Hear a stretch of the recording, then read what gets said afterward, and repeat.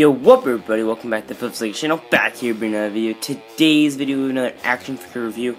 I don't think I've said that in forever. It seems like all I've been doing is toy hunts, but I promise you that the long, kind of slower content is because I've got some big plans in store. Hopefully they're big plans, I don't know. It seems cool to me, hopefully you guys will enjoy it, I don't know. But, so yeah, we have Kurt Angle here. We did find this on the most recent toy hunt. If you did not see that, go check it out below.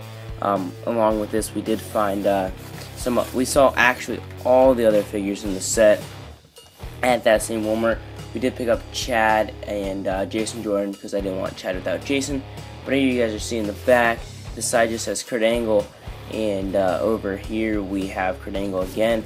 And I think this is the least amount of time I've ever spent looking at a package because of how anxious I am to get this figure out of the packaging. So with that said, let's crack them right out. I know I was incredibly hyped about getting this figure out of the packaging, but now that it's out, my anxiousness is dissipating by the second. Let's start with the accessory, I guess.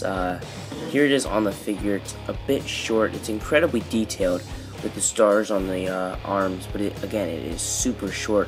I don't know who this is made for. We got teaming. I don't know why I'm not on camera. Here we got Team Angle. They are like decals, I guess. I think that's all you can do. The hood is all one piece. Nice little accessory. I think it works great. On the back, Team Angle, of course. This is from his Team Angle run. And personally, this is the Kurt Angle I know best from the WWE. I know more from TNA, but yeah, this is my only Kurt Angle Elite that I own, and I'm probably not going to get that entrance crate anymore because I have this Angle. I really just don't feel the need for it, and I'm not much of a Legends collector. Oops. So yeah, we'll just set this. Oh, the diorama piece.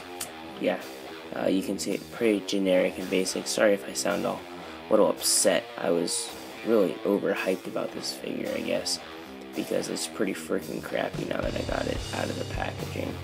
I'm very disappointed, but I'll try to sound happier, guys, because overall being happy is the key to life, I guess, or whatever, something like that. So here we have his gold medals, exact carbon copies of each other, exact carbon copies of the, whatever they're called, the Cruiserweight Classic medals that came with the JP Network Spotlight, just repainted so they're not purple.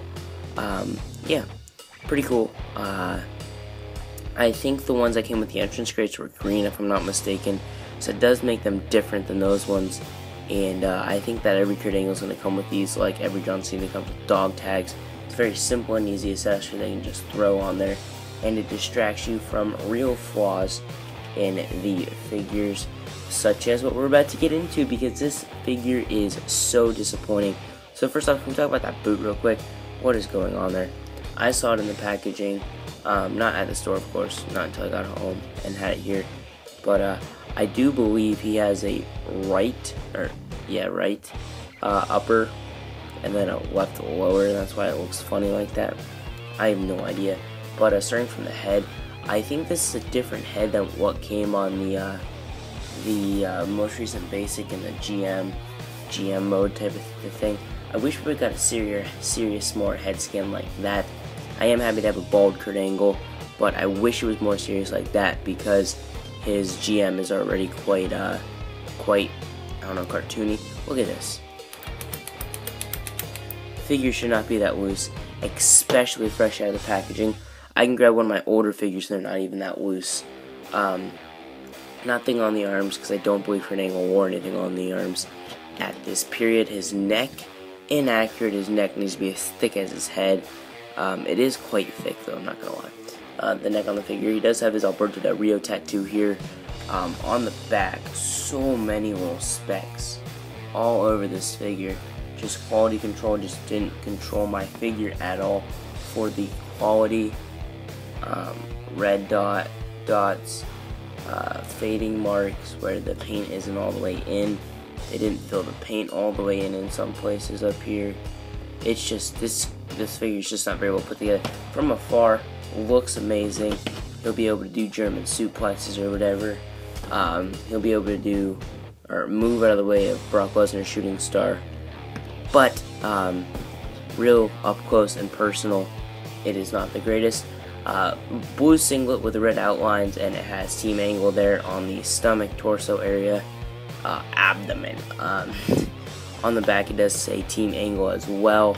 He has the shooting star that is kind of representing his gold medals a little bit in the colorway, all over, red at the bottom.